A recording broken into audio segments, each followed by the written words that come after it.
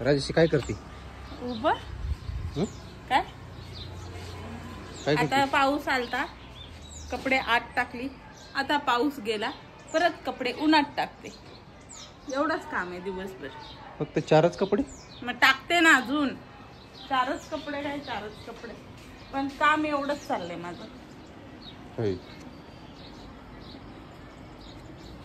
जे महत्वाचं आहे तुमचं ते टाकते. आमचे काय, आम्ही घरीच जाऊ.